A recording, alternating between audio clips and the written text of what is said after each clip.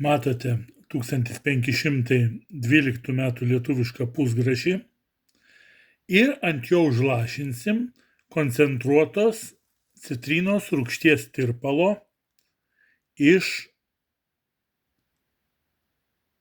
pipetės. Matote, reakcija vyksta.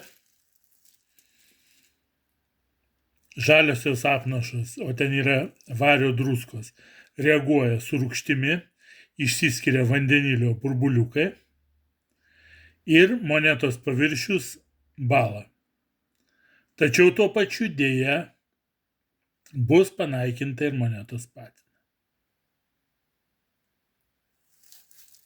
Na, ilgai nelaukiant, paimam ir pabandom pavalyti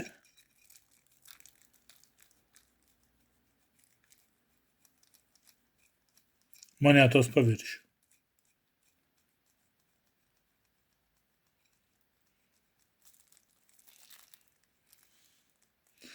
Matote patys, paviršius nusivalo.